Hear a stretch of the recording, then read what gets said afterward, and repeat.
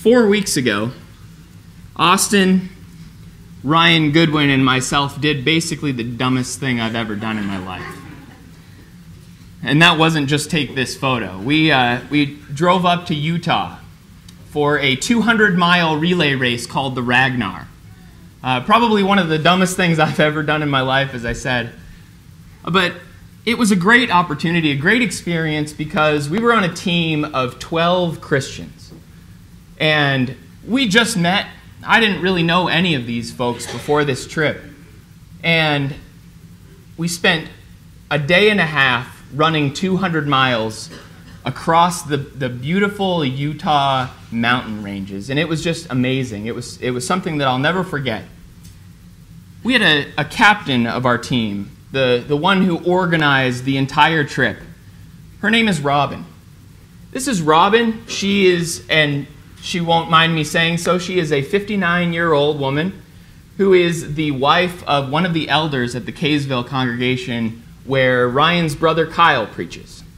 This is Robin, who is probably one of the warmest and most welcoming people that I've met in a really long time. And she had the opportunity to invite all of us from across the U.S., there was 12 of us who'd never really met before, to her home, get together, and drive around running this 200-mile relay race. You know, I truly believe that one of the greatest things that we can do in convincing people about how to live the Christian life is not to stand up here in the pulpit and teach a lesson about it.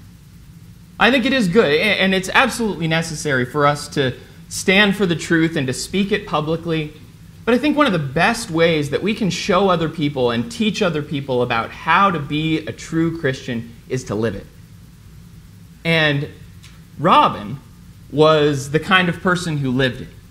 There was something that happened to her on our run, and I want to use it as the example for our entire lesson. And if you look at 1 Corinthians chapter 11 and verse 1, it's a passage we all know, but Paul says for the Corinthian brethren there in 1 Corinthians 11 verse 1, imitate me just as I also imitate Christ. You guys remember, is Paul some supernatural being who cannot sin and who's infallible? No. Paul was a man. He put on his tunic one arm at a time, I guess, like anyone else does. He was an apostle of the Lord, so he was inspired for sure. But he wasn't without sin. And so when he tells people, imitate me just as I also imitate Christ, it's not pride, it's not arrogance, it's not being haughty and puffed up. It's something that we can use as an example. And when you see brothers and sisters around you doing good things and reacting to situations in positive ways, take note of that. Use it as a lesson. And use it to know how you should be serving Christ even more than maybe you are today. Imitate me just as I also imitate Christ. So I want to look at the reaction that Robin had to a certain situation, and I want us to imitate how she reacted, because I've been thinking about this lesson a lot. I've been thinking about sort of the pieces of this lesson well before we actually ran this race. And it really did all come together. It all congealed as soon as I saw this one situation and how she reacted. It all made sense how we should be handling ourselves as Christians in this world. So, that's Robin, and she's running. She was on the first leg of her race. She was doing pretty well, actually. She had her iPhone out, and she was pacing herself. She was well ahead of her time. Now, don't let the gray hair fool you. Robin is an avid runner, and she did very well on our trip. So she was out running, and she was doing really well, and it had been raining that morning, so she had a visor on, and the visor was kind of giving her some trouble. So she actually pulled it off, and she was fixing it as she was running, just kind of multitasking out there. If you've ever had to do that, it's a little challenging. And from behind her, she heard this voice. And this young man said, "Hey, old lady, you doing okay? Hey, old lady, you doing okay?" I don't know about you, but I probably would not deal with that very well. I would not handle that situation very well at all, especially for her out there in this situation, doing her best, feeling good about herself, running with endurance. our whole motto for our team was running with endurance, the race that's set before us. So there she is. She's out there running with endurance, and somebody comes up from behind her and says, "Hey, old lady, you doing okay?" And as this person ran past, as she was catching her breath, trying to figure out what just happened, this young man dressed up as a Spartan, no shirt on, 12-pack abs, right? I mean, he has his little skirt on or whatever, and his helmet and shield and sword. The race was kind of crazy. People ran in costumes and all kinds of things. So this young man ran by in his Spartan getup as he had exclaimed to her, "Hey, old lady, you doing okay?" I want to investigate here for the rest of our time. What do you do when someone is rude to you? How do you react? How do you handle it when somebody is rude to you? It seems like such a simple question, right? But the answer to how we handle it when someone is rude to us, I think, is very complicated and is something that we kind of need to unpack a little bit. The way that Robin handled herself in this case was very admirable. I really looked up to how she handled herself in this case. And so I want to talk about her reaction, how she handled herself, and learn a couple of lessons from an old lady. That's the title of our lesson tonight. Lessons from an old lady. And notice the quotation marks. I do not want to say that I'm calling her an old lady.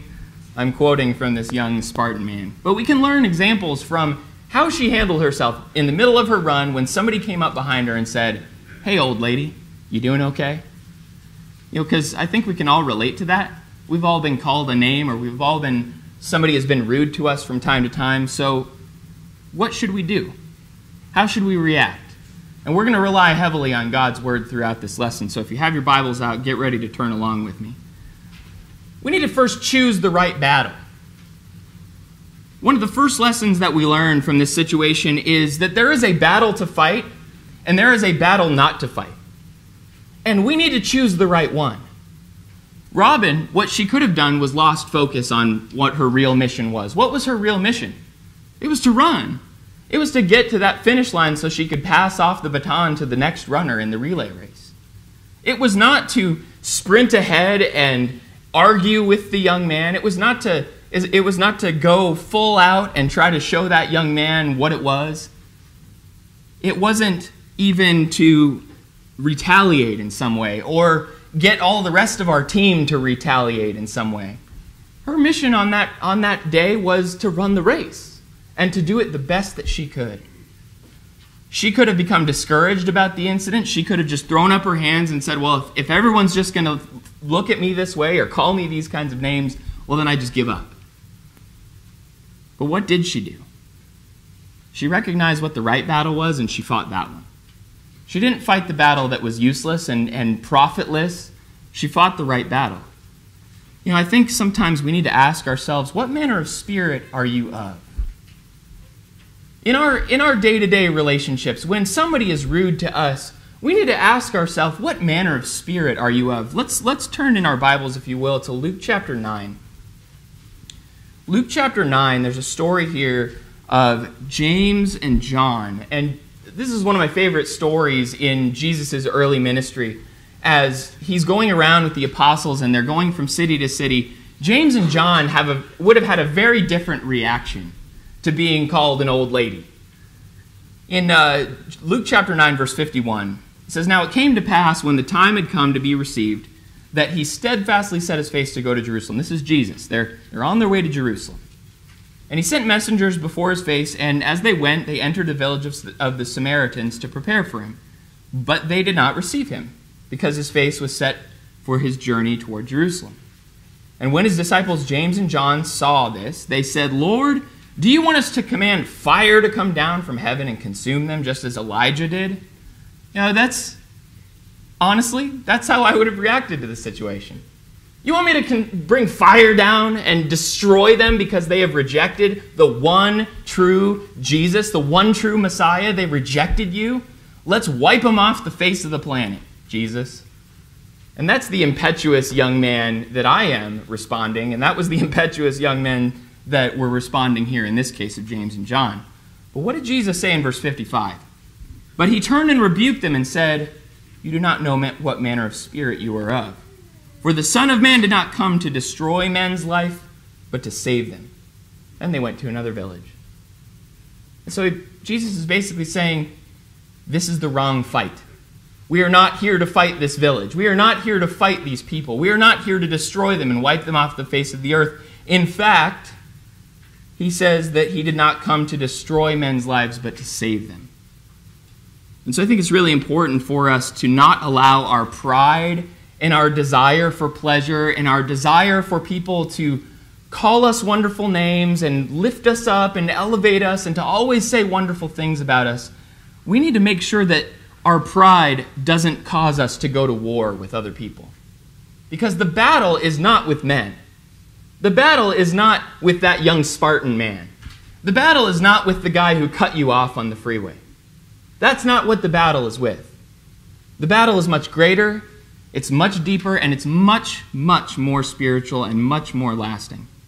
James chapter 4, James says something there in James chapter 4, verse 1, where he says, where do wars and fights come from among you? Why do you guys fight all the time? Why are you quarreling? Why are you bickering with each other? Why are you always going to battle with each other? He goes on to say that you lust and you do not have. They come from the desires for pleasure that war in your members. James is saying here that you have all these desires. You have all of these worldly desires that you want to heap up for yourself. You want fame and fortune and pleasure. You want everybody to speak well of you. And you don't have these things. You want these pleasurable experiences, and it causes you to go to war with each other. Because when somebody doesn't acknowledge you like you should, then it's time to fight. Ready? Let's put on our boxing gloves. Let's fight. What manner of spirit are we of, though? Are we of our Father, or are we of Satan?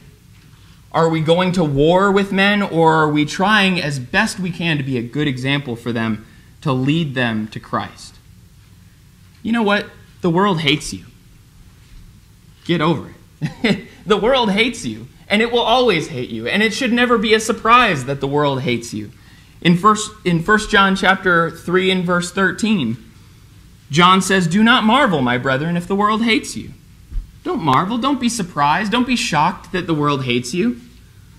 The world hated Jesus. They're going to hate you if you're like Jesus. And the world has no care or concern for you. But let's not be surprised about that. I think it's easy for us to become bitter and for us to hold grudges and to make assumptions about people's motives. It's easy for us to become so upset about a situation and so overwrought about a situation when really the person who offended us doesn't care at all that they offended us. Doesn't that just make you mad sometimes? Oh, I'm so angry at that person who cut me off on the freeway, and literally they probably had no idea you were even there. And they probably are not thinking about you at all anymore. But there you are, getting so worked up about it. What use is that? The world hates you. Get used to it. The world doesn't care how you feel. Get used to it. That young Spartan man, while he may have had other motives, at the very end of the day, didn't necessarily care how he made Robin feel. Get used to it. The world hates you. But in Matthew chapter 5 and verse 44, Jesus said in that great sermon, but I say to you, love your enemies, bless those who curse you, do good to those who hate you, and pray for those who spitefully use you and persecute you. Does that sound like going to battle? Does that sound like fighting with somebody who is rude to us, who offended us in some way? No. Pray for them. Bless them. Love them. Care for them. And even go so far as to go the extra mile for them. Even go so far as when you've been struck on one cheek, give them the other also. Even go so far as to give them your coat. Go so far as to just give to those who even hate you. And so the battle is not with this world. The battle is not with men. The battle is to make sure that our godly example is shining in this world. And the minute that we ruin that, the minute that we go to battle, we have now taken a bushel and put it over our light. We were a city that was set on a hill, and now we're hidden. And that's just what happens when we choose to fight the wrong battle. So when someone's rude to you, when they say something that they shouldn't have said, rather than getting so upset and fighting with them about it, let's make sure we're fighting the right battle and being the right kind of example. I think a second lesson from this story that Robin experienced in her run was that sometimes you just need to put yourself in other people's shoes. And the story actually goes on because, as she would recall later on, Robin actually, rather than becoming upset with this person, rather than responding back in anger, and rather than stewing on it to the point where she was spewing venom about it later on, you know what she did? The very first thing she said after she finally told us about what had happened, she said, I've said some things that came out wrong before too. She didn't ascribe him evil motives. She didn't label him as a vicious and attacking enemy. You know what she said? I've done things I shouldn't have done too, so I really can't fault the guy too much. What a refreshing response. And if it wasn't for this response, if it wasn't for her response, I literally would not be talking about this right now, because this is the response that was so shocking and stark and refreshing. Because, Austin, you can ask Austin, all of us were in, Austin more than anyone else was like, let's go get him. But Robin was temperate. She was patient. Actually, it wasn't even so much Austin, it was her daughter who was running with us that was ready to go get him. But she responded by saying, you know what, I've been in that guy's shoes before too. And I've said things I shouldn't have said. And you know what every one of us has? Right? Haven't we all just stuck our big, giant, size 12 feet in our mouth before? Accidentally make fun of a pregnant woman when she was standing in front of you, or accidentally, say something in front of your spouse that made them feel uncomfortable and then you regretted it for a week after that. We've all said things that we just should not have said. And sometimes we just need to connect with others rather than complain about them. Sometimes we need to make the connection between us and other people instead of just jumping to this immediate response of complaining about a situation. And this is really all about empathy. Maybe they were just trying to help, and maybe it was just honest. Maybe he was honestly trying to help, and she actually went on to think that maybe he was in character as this Spartan running along, and rather than saying old lady, maybe he actually said, me lady, do you need any assistance? She even went to question what she thought she heard. But when she finally realized that he said old lady, she realized, I've said things I shouldn't have said too, and things that I've said didn't come out the right way as well. Let's turn, if you will, over to Colossians. The book of Colossians in chapter 3 and verse 12. In Colossians chapter 3, verse 12, Paul says, therefore, as the elect of God, holy and beloved, put on tender mercies, kindness, humility, meekness, long-suffering, bearing with one another, and forgiving one another. If anyone has a complaint against another, even as Christ forgave you, so you also must do. The situation that Paul's talking about here in Colossians chapter 3 is somebody who has a legitimate complaint about something. A legitimate complaint that somebody actually offended them. They really did actually offend you. And what does Paul say to do? Not only to be humble and meek and kind and long-suffering and patient with them, but to forgive them. Why? Because God forgave us. God forgave us because we have done something equally as bad as maybe that person has done. So we forgive because we've been forgiven. Romans chapter 15, verses 1 through 2. Paul, in the conclusion of Romans chapter 14, which is all about making sure that we don't use our liberties as a stumbling block for somebody else. We talked about that in last Sunday evening's lesson just briefly. But at the end of that, sort of the conclusion of Romans chapter 14 about not putting a stumbling block in someone else's way, Paul says, we who are strong ought to bear with the scruples of the weak and not to please ourselves. Let each of us please his neighbor for his good, leading to edification. So you know what? It's not about you putting everyone down and holding up your rights. You know what? Just bear with people. Deal with people. Bear with their weaknesses because you can help edify them. You can help build them up. You can help make them stronger if you bear with them and are patient with them.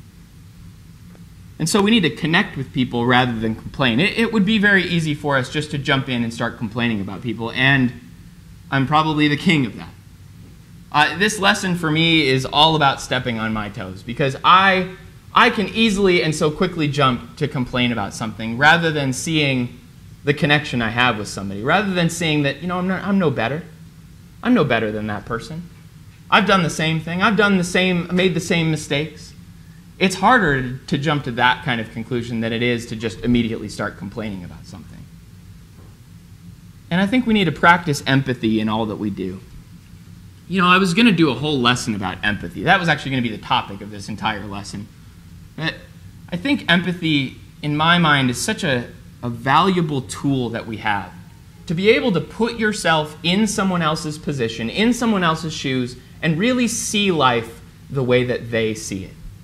To really experience things the way that they experience. I think it's really easy for us to quickly villainize people who are different from us. You guys, you know what I'm talking about? Like, you find one minor little thing that somebody has that's different from you, and all of a sudden now they are the enemy and you are the hero of your story. You ever realize how easy it is to make yourself the hero of your own story?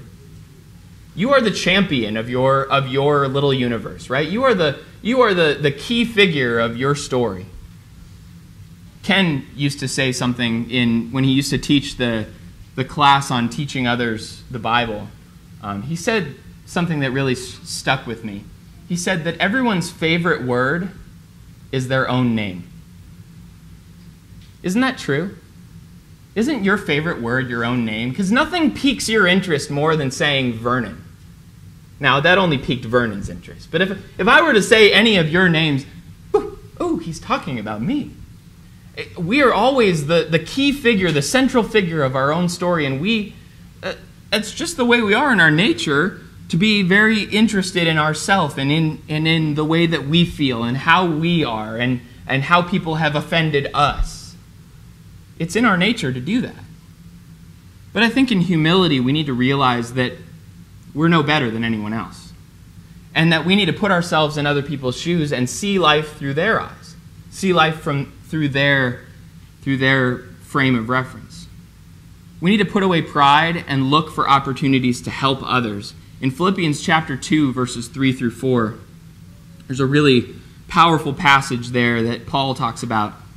He says, "Let nothing be done through selfish ambition or conceit, but in lowliness of mind let each esteem others better than himself." Lowliness of mind, esteem others better. Okay, we're putting value here. We're putting ourselves low and we're putting others high.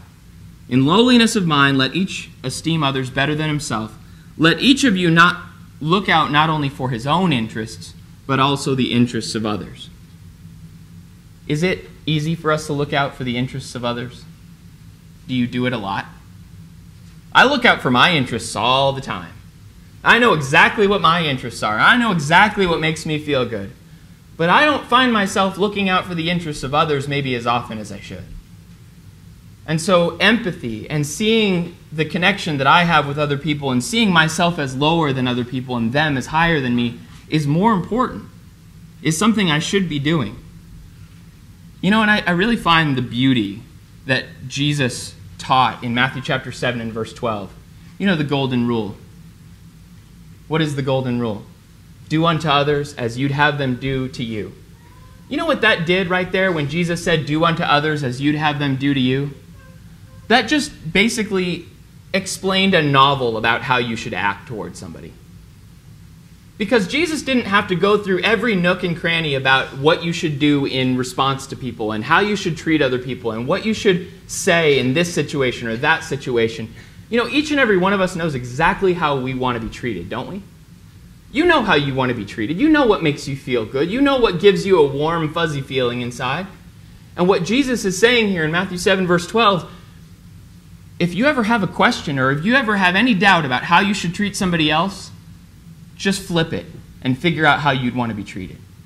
And it seems so cliche, right? It seems so simple and juvenile. It seems so low level.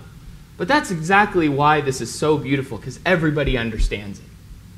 Ashlyn understands it. I understand it, and you understand it. We all know how we want to be treated, so turn around and treat other people the same way. And empathize with their situation. Put yourself in their shoes and treat them better even than you might treat yourself. So finally, the last point. The last thing that I want us to draw from this story of Robin and her run was that sometimes we need to wait and pray before reacting. Sometimes we just have to take some time, get a little bit of distance, and then figure out how we're going to respond. You know, Robin didn't have a whole lot of time in the moment. And so far we haven't actually said or talked about what Robin said in response to this young Spartan man. You know what she said? She said, "Yeah, I'm good. Nice outfit." That's it. You know, and in hindsight, a lot of us might think like, man, if I only would have known that was happening, I could have popped back with a real smart one, a real jabber. I could have gotten him back right away. Our first reaction needs to be with love. Our first reaction, our first response needs to be with love. But you know what happens when time separates us from an event? We have one of two options. We can either get some biblical perspective and some spiritual perspective on the situation, or we can get wound up. And I fear this is what happens too often when time and distance separates us from an event. We get pretty wound up about things.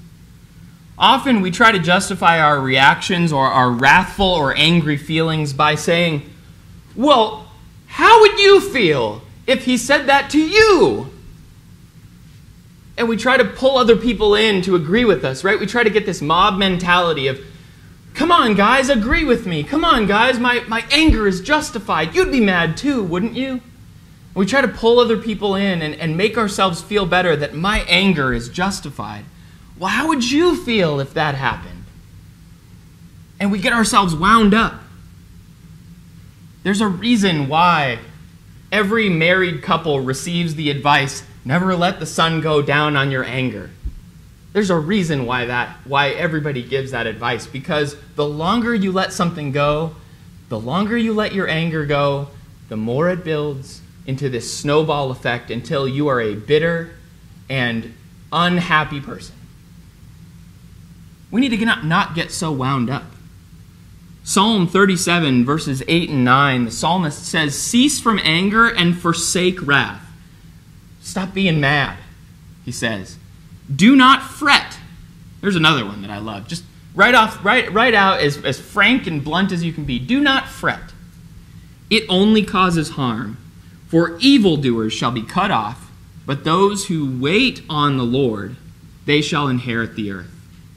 Those who wait on the Lord, those who are patient, and those who are temperate, those who are doing the will of the Lord, they're going to be the ones who inherit the earth. Not the angry man, not the wrathful person, not the one who jumps back and responds in anger. Let's look at Genesis chapter 4. Got a Bible, turn to Genesis chapter 4. This is a story in the very beginning of the Bible that's, I think, really important.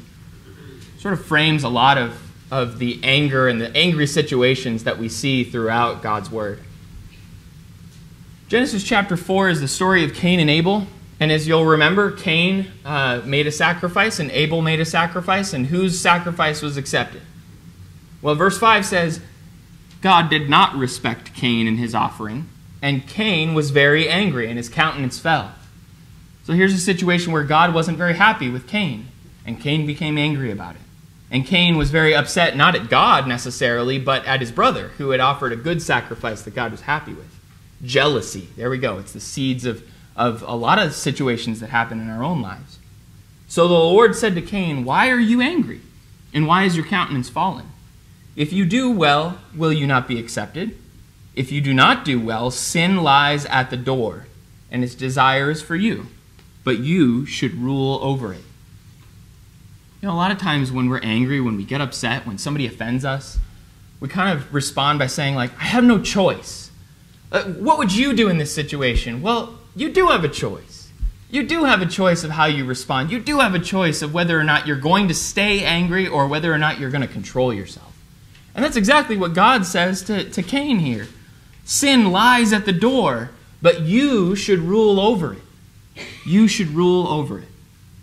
Are you going to allow somebody else and their offhanded comments or their offhanded reactions or things that just they didn't even think about and they just said to you, are you going to allow that to control who you are and what you do and how you react? Or are you going to control yourself and get some amount of distance and thoughtfulness behind what you do? We need to not get so wound up about things, but just be willing to let things go. Be willing to sort of have this baseball mentality about things. You know, when somebody gets up to bat, they don't need to think about all of the times they struck out before that. They just need to focus on what's going on right now. Just forget about the past. Forget about the things that had happened. Forget about that person in the comment that they made. It's not, in the grand scheme of things, it's not a big deal. But we need to pray for strength, and we need to show love. We need to be anxious for nothing, as Paul would say in Philippians chapter 4, verse 6. Be anxious for nothing, but in everything, by prayer and supplication, with thanksgiving, let your requests be made known to God. And it's really hard to be angry and wrathful and bitter and fighting with somebody that you're praying for, isn't it? If you're praying for somebody, if you're praying that they'll learn the gospel, that they'll learn the truth, that they'll have a productive life in the service of the Lord, it's really hard to be angry and bitter with them. And so when we pray to God and let our cares be known to Him, we can then just let go of all the anxiety and the anxious feelings that we have when we're praying to God and when we're casting our cares on Him. 1 Corinthians chapter 13, not a passage that we have up on the screen, but verses 4 through 7 talks about the characteristics of love.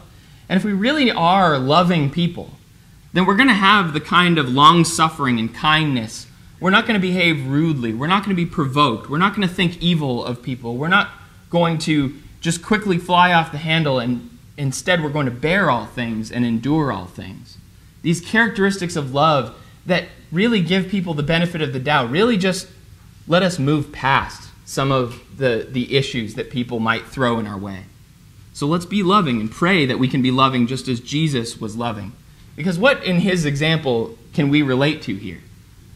Could He have called 10,000 angels to pull Himself down off that cross? Could He have wiped out everyone off the face of the earth who was crucifying Him at that point? Could He have done all of that? But what did He do? Father, forgive them. James chapter 1, verses 19 through 20. So then, my beloved brethren, let every man be swift to hear.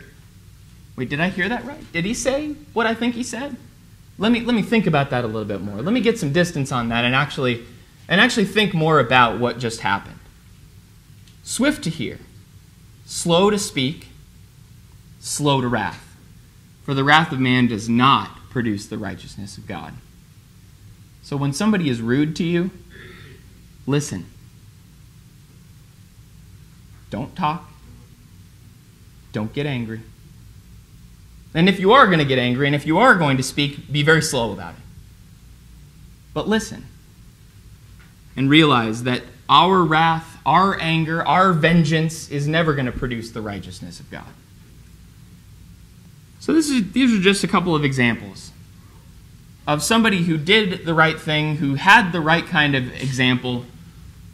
And what could she have done? She could have easily ruined her example. She could have easily turned that entire weekend of having 12 Christians together in one place into a terrible time by complaining and being a very hateful and angry person, but rather just saying, you know what? It's water off a duck's back. I did things before that I shouldn't have done, and I see where this person might have been coming from. And she gave him the benefit of the doubt. Let's choose our battles very carefully. Let's make sure that we empathize with others and put ourselves in their shoes. And let's make sure that we're waiting and praying about a situation before we react. This is my lesson. I need to hear this lesson. And if you've benefited from this lesson, then that's great. But these are things that I struggle with in my own life as a impetuous 31-year-old young man. If you've learned temperance, if you've learned patience, then be an example to those of us who are still running the race.